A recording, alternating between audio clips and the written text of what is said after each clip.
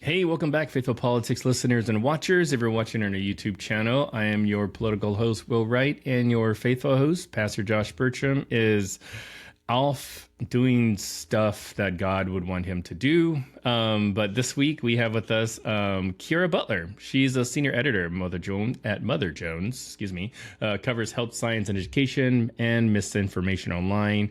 She's reported on QAnon's use of anti-vaccine rhetoric to target moms, anti-abortion groups, spreading health myths on social media, and the ties between white nationalists and anti-vaccine movements. And her work has been featured all over the place, to include NPR, MSNBC, New York Times, and we are so honored to have her here today to talk to us about her latest story, dealing with Christian nationalism. So, yeah, welcome to the show, Kiera. Thanks so much for having me. Yeah, it's a pleasure, and we want to start first by just like getting a better sense of how did you get involved in this world, maybe you could start first with journalism, and then you can kind of go into the wonderful world of like faith and politics combined. Sure. So I've been at Mother Jones for 17 years. So I started there when I was like a baby journalist. And I have covered a bunch of different things at Mother Jones. I started out writing more about the environment and science and health. During the pandemic, health kind of led me into health conspiracy theories, which kind of led me into political conspiracy theories and far-right extremist groups. And from there, I began to learn more about the new Apostolic Reformation, this kind of growing, influential, charismatic Christian movement that has become very kind of entwined with the MAGA crowd. And through them, I learned about other kinds of Christian nationalist movements as well. You know, it's so wild. One of the things that Josh and I talk about on the show sometimes is like, when we started this podcast, we started 4 years ago. I've always been into politics. Josh has always been into like religion.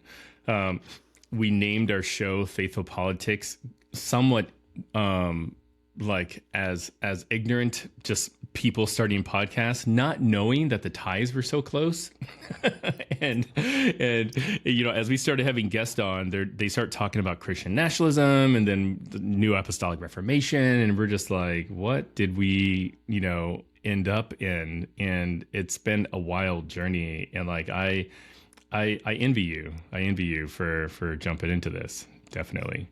Well, it certainly is an interesting world. And like you said, that, you know, the connections between faith and politics, there are so many of them that I never realized were there before. It's such rich terrain. And, you know, even beyond the kind of extremism aspects that I've been focusing on, you know, there are all kinds of fruitful relationships between religious leaders and political leaders that are so interesting and rich to dive into. Yeah. So tell me a little bit more about the new Apostolic Reformation, and what are some of the things that you've learned, you've uncovered, you know, and why are they relevant right now?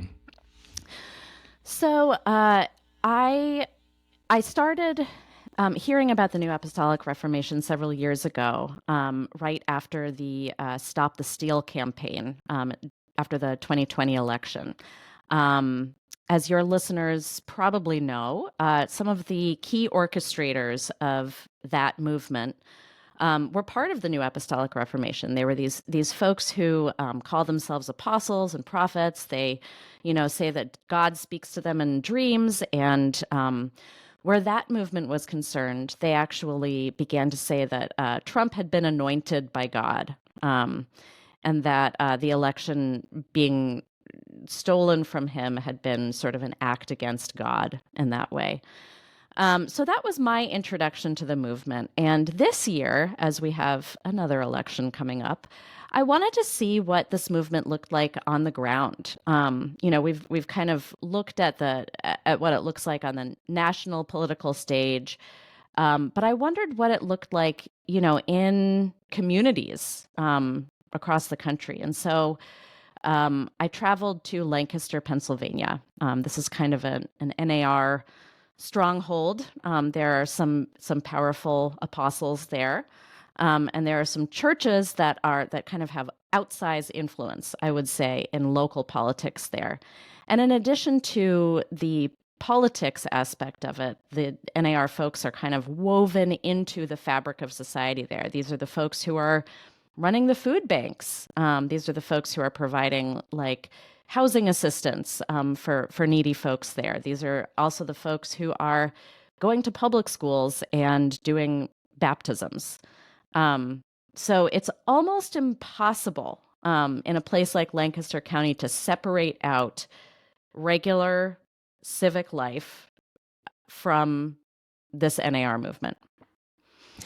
Now, my wife is from northern Indiana and has spent lots of time and lived actually in Lancaster, Pennsylvania. So like from what she's told me, there's a lot of, I don't know, Amish, a lot of Mennonite community up there.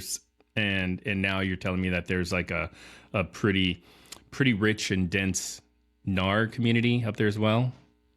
Yeah, and actually something that was surprising to me when I went there was the extent of overlap between the Amish and Anabaptist communities and the NAR Really? communities. There are a lot of like former Amish turned NAR people. I had this really fascinating experience there. I went to just this massive food pantry distribution center. This is a place, it was just this enormous warehouse chock full of food. And this group works with food manufacturers to get their surplus and bring that surplus to food pantries and food banks so that needy people can get food. And this place is just, I mean, it's wild. It's like, bags of frozen nacho cheese next to giant vats of cereal, just everything you can imagine. And it's run by this guy who dresses Amish and used to be Amish, but with his, I think, 6 or 7 brothers, was kind of radicalized by a NAR preacher and felt that he was called to do this food distribution thing. And now exists in this kind of world between, like, he still dresses Amish and he still has some Amish values, but he is very much part of this NAR world as well. And he was telling us that he does this work because he feels like it gives him an opportunity to tell the folks who use this food distribution center about NAR principles, about Jesus. So, that just putting that out there is the kind of thing that you might see in Lancaster. That's so wild. Okay, so you spent some time in Lancaster. They had was it like a revival kind of like atmosphere? Was it like a political event? Like what were they doing there? I went to a few different things there. It wasn't one main event. We actually tried to find one main event. And since I took my reporting trip in, I guess it was maybe August, September. Anyway, there have been many events since then, including an event nearby, not in Lancaster itself, but nearby, featuring J.D. Vance. But when I was there, I went to a few smaller things. So I went to a few NAR-aligned churches to see what their church services were like. And I also went to one of the churches has a house of prayer where people are praying 24/7. And I went to what they called a government watch night there. So they had a group of, it wasn't that many people, it was probably like 20 to 30 people praying for the government. And this is a charismatic group. So they were speaking in tongues, they were blowing shofars. This is the ancient Israelite ram's horn instrument that in the Bible was, used to call the Israelite troops to battle. It's become a kind of a NAR thing, a symbol. Mm-hmm. They brought their shofars in these like special carrying cases. And they were talking about, the importance of Trump and the importance of Israel. They're really into Israel. And they were kind of mixing this charismatic style of prayer with this kind of very fiery political rhetoric and kind of culture war rhetoric. They were talking about, the scourge of LGBTQ ideology. They were asking Jesus to rid them of that. It was interesting. I mean, we've had several people on to talk about the New Apostolic Reformation, and I swear it never ceases to surprise me, like when folks are just explaining about it, because it's a theology that I don't necessarily agree with. I'm familiar with some elements of it because, I mean, I wasn't raised in the church. I came to the faith much later in life, but like being in churches where there's like shofars playing, people speaking in tongues, like I've always been envious of people that can blow those shofars because I just don't have the lung capacity to do it. So like, you go shofar players, but who's leading? Like who was leading kind of this whole, NAR activation there in Lancaster? Well, there is in Harrisburg. There's a very prominent NAR church, and there's an apostle. There are actually maybe two apostles there who are very high up in NAR leadership. And I guess it's important to say about NAR that it's a kind of a loose network more than it is. It's not like the Catholic Church where you have the Pope and then there's the bishops, and then it's not really an organized hierarchical structure like that exactly. You have people who are, saying that they're prophets and that God has spoken to them in dreams. And then you have, these kind of unaffiliated evangelical churches who will end up following one prophet or apostle or another. So it's not, I don't know, it's a little bit, it makes it tricky to kind of pin down, um, because when you ask folks at these churches, like one of these churches that I went to in Lancaster, like, which apostles are you following? They might say to you, like, well, what are you talking about? Like, we're just doing our own thing. And like, that apostle, like, that's somebody who we're close with. We have a relationship with them, but we're not under them. And it honestly, like most people who are associated with this movement, if you say the words New Apostolic Reformation to them, they'll say, maybe they've heard of that, but they'll say, no, that's not us. Even if they're associating with these folks who are very high up in the movement. So, when you ask who the leader is, it's a little bit of a tricky question to answer. Yeah, but are there like one of the names I hear often associated with that is like Lance Wallnau, and Che and some other names. Like were these people or the names I mentioned, like, are those folks that are known kind of throughout the NAR community? Yeah, especially Lance Wallnau. I would say almost everybody that I talked to during my reporting in Lancaster and elsewhere was familiar with Lance Wallnau. Lance Wallnau he's a former business strategist, and he's kind of a brilliant communicator. For the story that I wrote, I talked to Fred Clarkson, who's an extremism and religion researcher with Political Research Associates. He's kind of an expert on NAR. And I think it was Fred Clarkson who really helped me see why Lance Wallnau was so successful in kind of transmitting the principles of this movement. Lance Wallnau was really the one who popularized one of the central tenets of the New Apostolic Reformation, which is the Seven Mountain Mandate. Broadly, this is the idea that Christians are called to exert their influence or take dominion over all parts of society. And they say there are 7 parts of society, and I'm not going to be able to name them. I always forget one, but some of them are government, education, arts and culture, media. There are others too.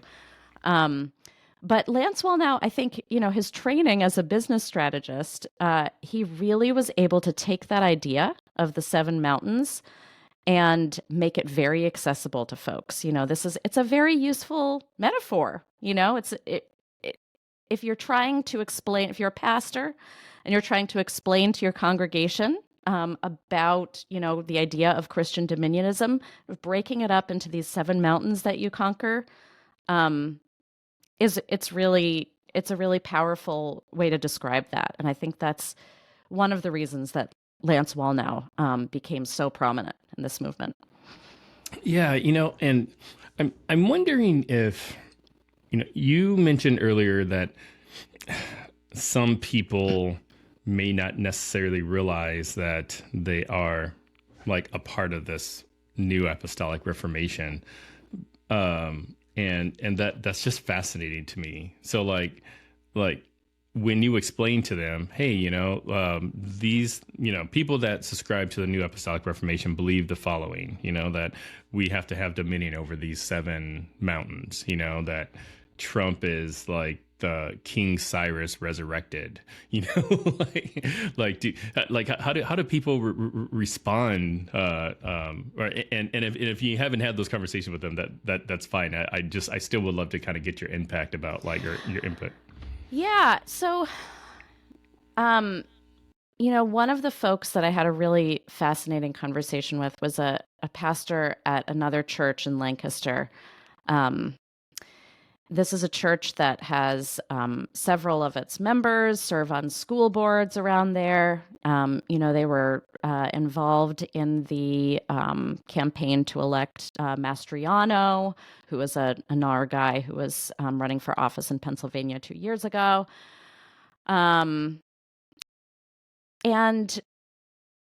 before I talked to this pastor, he's like a really friendly guy, and he sent me this video that was about, he said it was a good way of explaining how he thinks about Christianity.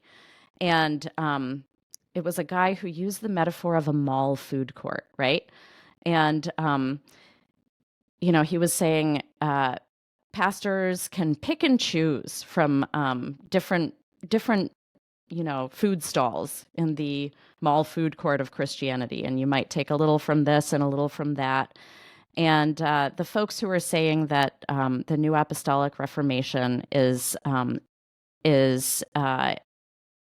of taking over or exerting outsized influence are not understanding the fact that, Christianity is really just this buffet where you can pick and choose. So, I went and I talked to this guy, and he was, talking about Lance Wallnau, talking about Dutch sheets, talking about spiritual warfare, which is, a concept that NAR folks are really, that's a very important concept to them. He was talking about the Seven Mountains Mandate. Like, this guy, he really seemed like he was a NAR subscriber. And then, I wrote my piece. I sent it to him. I said, "What'd you think?" And he said, "I can't believe you chose to focus on NAR. That's such a red herring. It's not even a thing." And I wrote to him. I was like, "Well, you were saying all this stuff, and all these people believe all of these things, and there's this network of people." And he was like, "Yeah, it's not important. We're just Christians."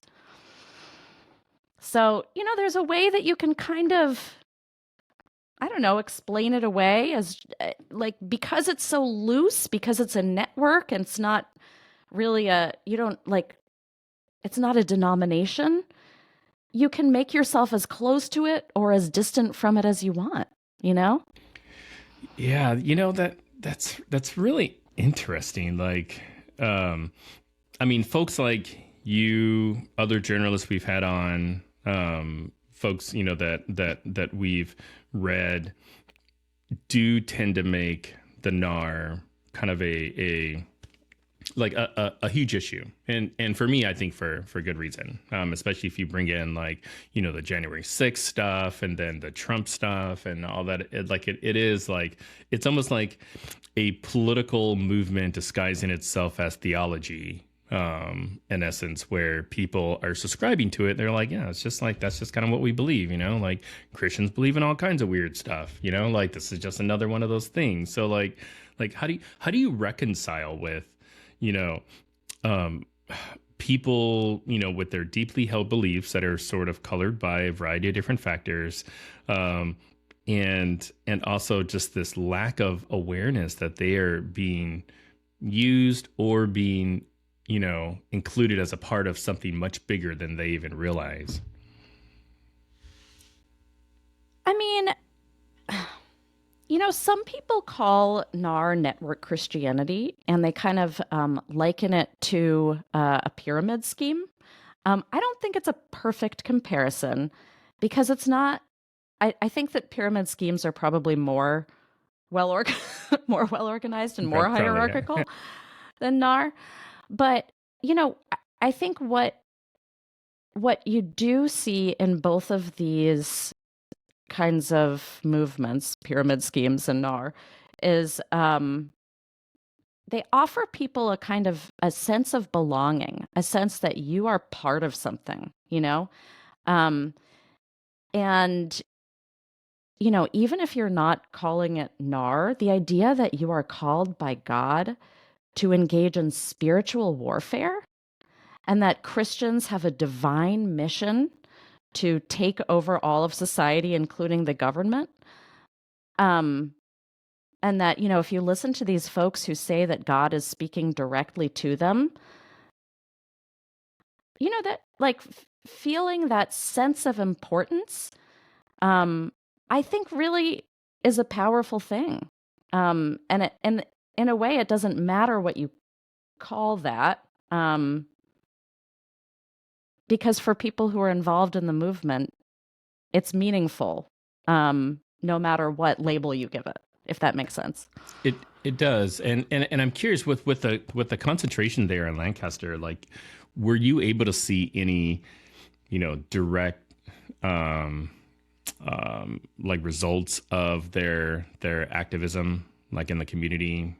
Given that NAR folks believe in Seven Mountains Mandate and all the different mountains that includes, were you able to see influences in either education, I don't know, government, what have you, when you're there?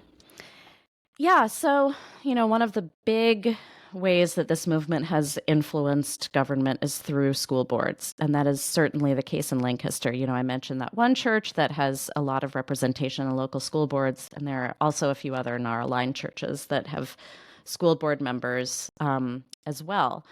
And just recently, these NAR controlled or NAR affiliated school boards have brought in this group called the Independence Law Center, which is a kind of a local arm of the Family Research Council. It's a local legal arm of the Family Research Council.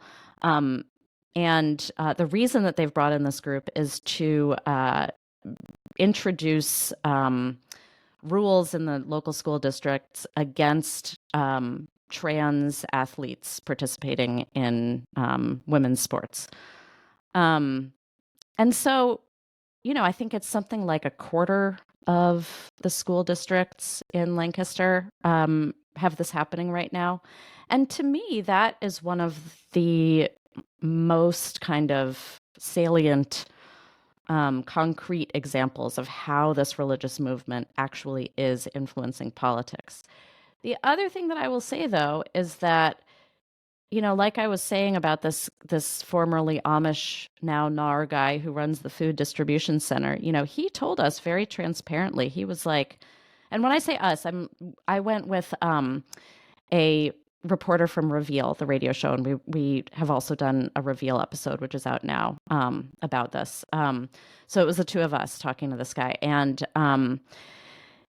so this guy was, he was saying that he believes that government should not be involved in social services. The idea is to replace government-run, government-funded social services with Christian social services. So, the school boards are one example, but if you kind of look closely, it's almost like it's just everywhere. in this community.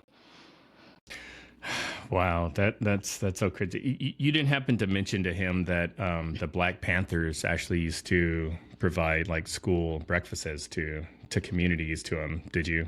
Like, Oh, no, I didn't. be like, that's a great idea, like kind of like what the Black Panthers did, and they'll be like, whoa, hold on, pump the brakes, buddy.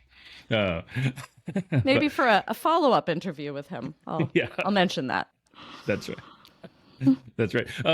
So you wrote another article that I want to talk to you about regarding Theo Bros, and this is a term that I've been hearing more and more, and it's a term that I've not used ever in my entire life, and I would love for you just to kind of talk a little bit about like what the heck is a Theo Bro?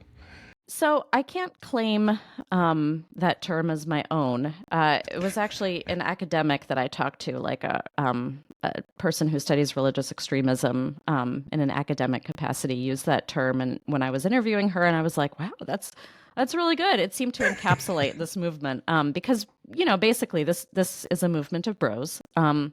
It's these young, mostly millennial Christian guys who they follow the Reformed tradition, or, some people think of this more as like Calvinist. These are not NAR people. They don't believe in charismatic Christianity. They're a much more kind of staid group. So anyway, this is a group of young Reformed Christian guys. And although they are young and extremely online, they're on Twitter all the time. They have podcasts, they have conferences where they all invite each other to their many, many, many conferences, and then, the YouTube broadcasts. And they're very fashionable. They have their suits are very well tailored. They kind of make fun of the kind of older, stodgy, like pleated khaki wearing Christian guys. They're really into working out. There's some kind of like manosphere, like Andrew Tate stuff going on with them. But despite their youthfulness, they are actually much more conservative and militant than their older counterparts. And I always think it's important to point out about these guys that not all of them hold every belief, but some of the most common beliefs that I've seen in this crowd are: they want to repeal the 19th Amendment. That was the amendment that gave women the right to vote. They talk about prison reform, but by prison reform, they mean bringing back public flogging instead of prison sentences. Oh my gosh. They believe that the U.S. Constitution is dead, and that it should be replaced by the Ten Commandments. Many of them believe that interracial, interethnic marriage is a sin. They're very into talking about the kind of cultural heritage of America. And they say explicitly that America is a white Anglo-Saxon Protestant nation. So that's the Theo Bros in a nutshell. I'm like, as you're listing those out, I'm like, well, I'm in an interracial marriage. Okay, so that one works against me. Right, me too. Yeah. I'm like checking the boxes. I'm like, dang, this group sounds like worse than the NAR for somebody like me. But like, what's the origin story? Like, why? I mean, like if. I think with New Apostolic Reformation, you could almost kind of trace it. That there is sort of a throughput line to some of the folks that you mentioned. But like, what's the rationale or the origin for the Theo Bros? Well, part of the origin has to do with this kind of Calvinist revival, this kind of Reformed movement. But I would say kind of the patriarch of the movement is this guy, Doug Wilson. He is a pastor in Moscow, Idaho. And over the last, 30, 40 years, he's kind of made Moscow, Idaho into his own little Christian fiefdom. He has this church there. He helped start this K through 12 Christian classical school. He helped start this college, New St. Andrews College. He has a printing press there, like a publisher there. It's remarkable what he's been able to achieve. And at this point, he has he's like in his 70s, and he has kids who are millennials, and they have kind of helped him take his message and make it very kind of fun and palatable for a younger generation. So he does this thing every year called No Quarter November, where he makes all these videos about, where he just says exactly what he thinks with no thought toward, not offending people or being politically correct. And he now makes these like trailer videos for No Quarter November, and they are like over the top kitschy content. Like that in the latest one, there might be a new one now actually because it's almost November, but the one for 2023, he like puts on a flamethrower and like shoots flames at like the Instagram, like a big cardboard cutout of like Disney princesses and like the Instagram logo. It's just, I mean, it's wild and it's very well done. It's like very slick and very fun. So he's had such success in Moscow that I think a lot of the younger Theo Bros really want to emulate him. So you have, folks in Ogden, Utah, who are trying to make Ogden into their own Christian fiefdom. And then you have these guys at this company called New Founding, who are buying up tracts of land in Appalachia and trying to turn those into Christian communities. So it's really become this whole movement. And it, I guess talking about New Founding also reminded me that there are deep ties between the Theo Bros and Silicon Valley.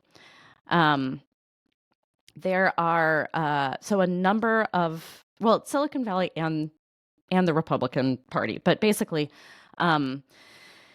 there are a number of these guys who have come through the Claremont Institute, which is this kind of Silicon Valley aligned Republican think tank. And several of them have also become involved with this thing called the Rockbridge Network, which is a kind of Republican donor organization that is bankrolled in part by Peter Thiel. This is the Silicon Valley billionaire, and J.D. Vance. And there are actually, photos of these Theo Bro guys from New Founding and the kind of related Theo Bro magazine, American Reformer, with J.D. Vance. And so, there's this kind of web of connections between Silicon Valley folks and GOP folks and Theo Bros. It really is more extensive than I think a lot of people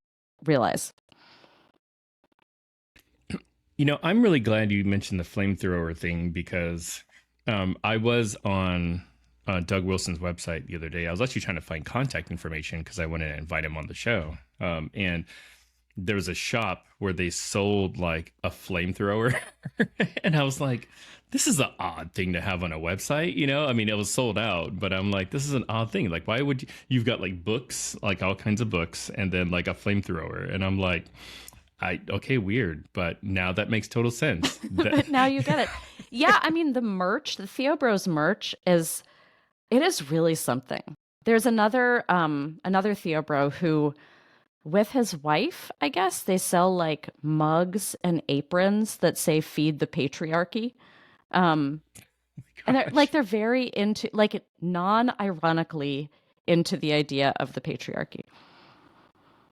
Oh my gosh, I'm laughing because I actually know people that would buy stuff like that, which probably says more about me than it does them. But but speaking of JD Vance, I am kind of curious,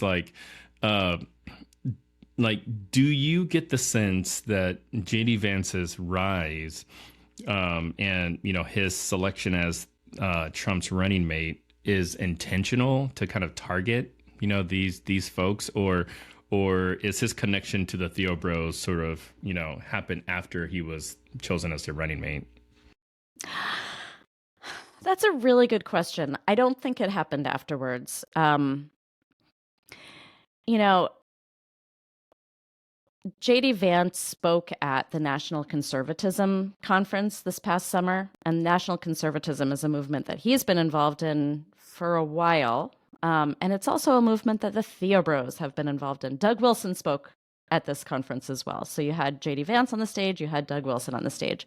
And this wasn't something that was like thrown together like this minute. These are kind of old, like long-standing relationships. And J.D. Vance is like, he is kind of the demographic. I mean, aside from the fact that he's a Catholic, it's kind of confusing that the Theo Bros are so into him, because elsewhere, a lot of them are very disparaging of Catholics. They call them like Mary worshipers. They really don't.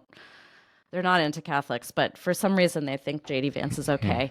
But J.D. Vance is he's the right age. He's very, very online.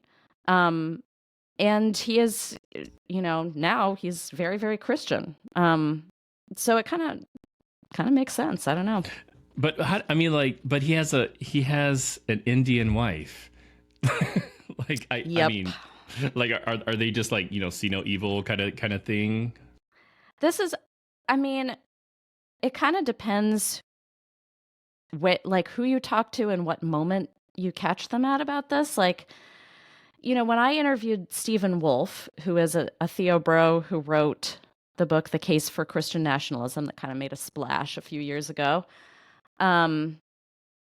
he was saying that America can be open to people of other ethnicities as long as they're willing to conform to our Christian culture. So maybe that's, the excuse that they give for J.D. Vance's sinful interracial marriage. I don't know. But then elsewhere, like this other Theo Bro, Joel Webbin, who's been saying some really crazy stuff recently, but he was saying at this Theo Bro conference, he went on this whole tear about how it's so offensive to him that he goes to the swimming pool in his neighborhood and there are people in, and I quote, Hindu garb. He's not like hiding it. And, the idea that he's like offended by people in Hindu garb at the pool, but also really likes J.D. Vance, who has a Hindu wife, it doesn't totally track. Yeah. So maybe you can connect the dots for us, because one thing I know that a lot of people probably hear in the news is, this term Christian nationalism. So like, are any of the things that you mentioned, whether it's the Theo Bros or the NAR, are they tied to Christian nationalism? And if so, like, well, what are those ties?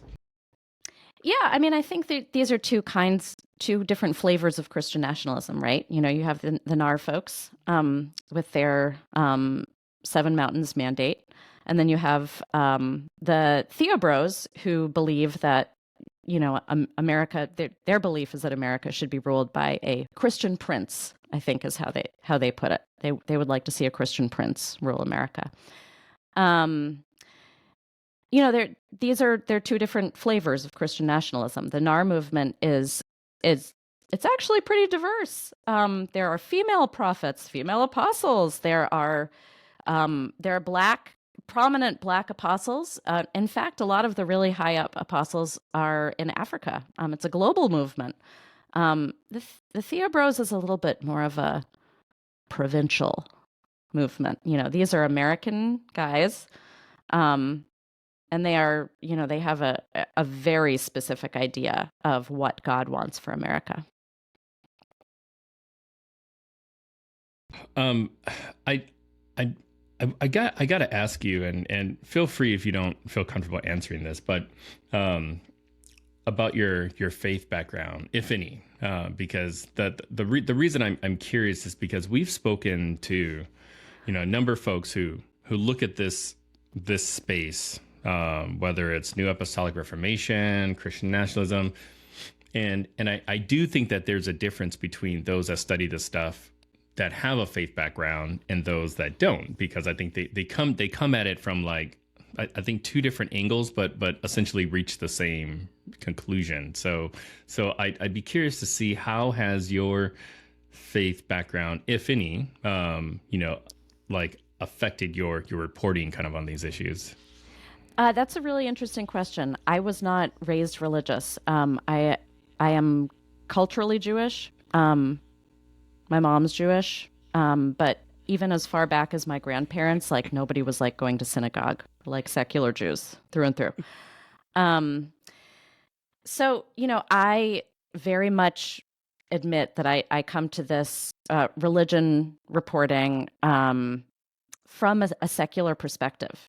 I am not a person of faith, and I approach it, I think, like I approach any other kind of reporting, where I try to bring my whole self and all of my empathy and all of my best listening skills to my conversations. And I try to report against my biases. Mm. If I catch myself expecting somebody to say something or expecting a certain thing to be true, I will do my best to prove myself wrong. And I like to think that that's what makes me a good reporter, that I can bring that kind of skepticism to whatever I'm working on.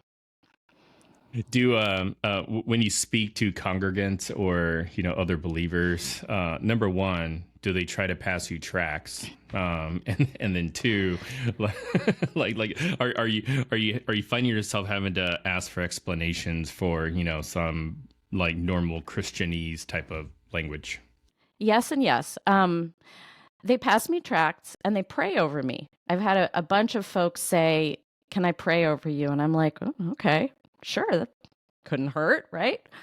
Um, so and yes, like this, taking on this beat I have had to do some studying up, and NAR and like the Reformed movement, there's so much theology going on there. I had to learn about postmillennialism and premillennialism and dispensationalism and all of that, and it's been quite an education. But even just Bible stories, I feel like I am at a disadvantage. When somebody says Christians are called just like Esther. I'm like, okay, who is Esther again? I'm gonna look up Esther. Um, and I think that there are great religion journalists out there who are people of faith or have a background in faith, and that kind of just second nature kind of knowledge of all of this theological stuff probably serves them really well. Yeah, I think it does, but also, if I could offer some words of encouragement to, like, don't discount your lack of understanding about some stuff, because it's like the journey that you're going to take your readers on will likely be one that they've never been on before either. So I know, like, kind of early on when I mentioned, hey, we kind of came into this podcasting world not having a clue sort of the actual ties that faith and politics have, and we've kind of been on a journey. We learn more, we read more, and our audience, listeners, watchers that have been there from day one, are probably a lot smarter than they were 4 years ago. So I definitely feel where you're coming from, because I wasn't born in the church. I'm married to a woman who's a PK, pastor's kid, so she was raised in a church. So sometimes I'll bring up this stuff to her, like, oh yeah, they're blowing shofars, and she's like, yeah, like every church does that. And I'm like, really? Like every church? And she's like, no, well, okay, maybe some of the Pentecostals, charismatic, and then she'll start talking in a language that I'm super unfamiliar with.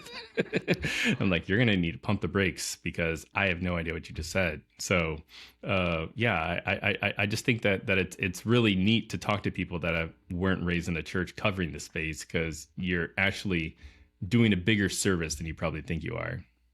Well,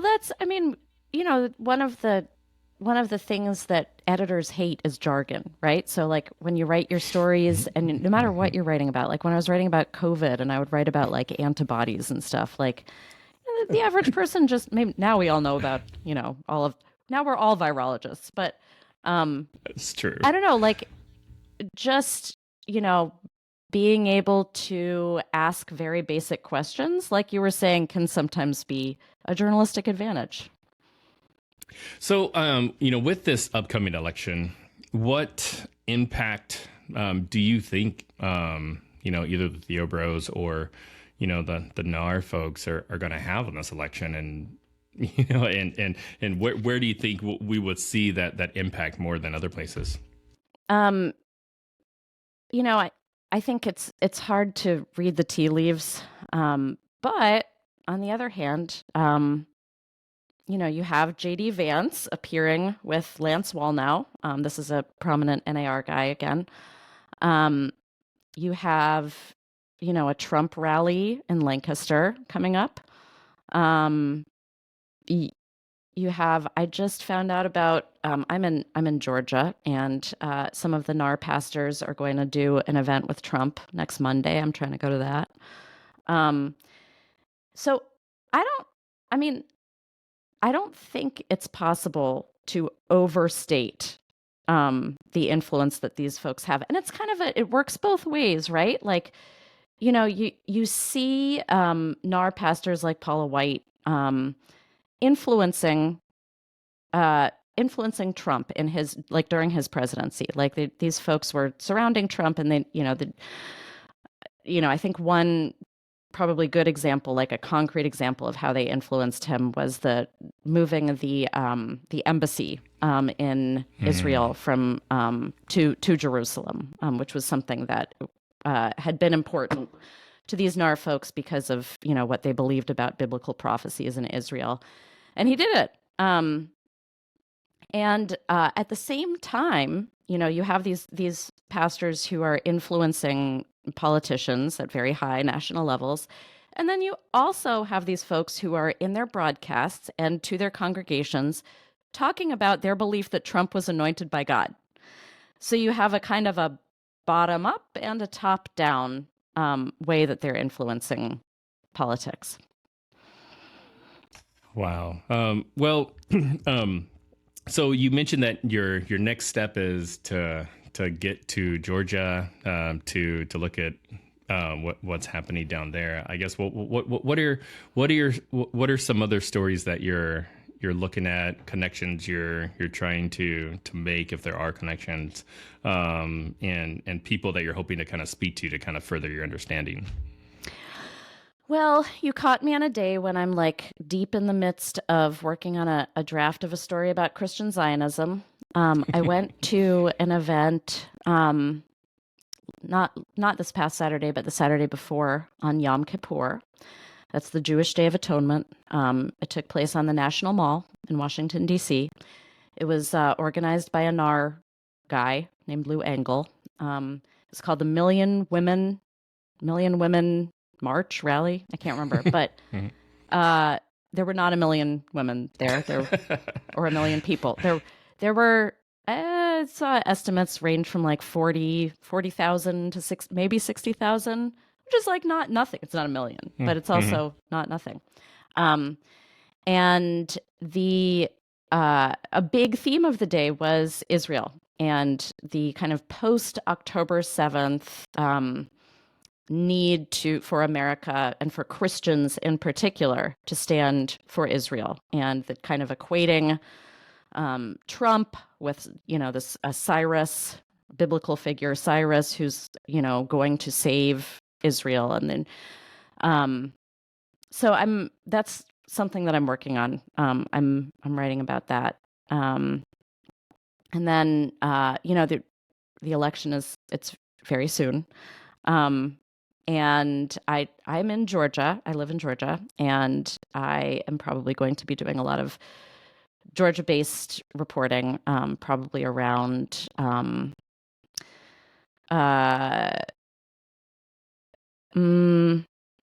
efforts by Christians and probably NAR folks in particular to get out the vote.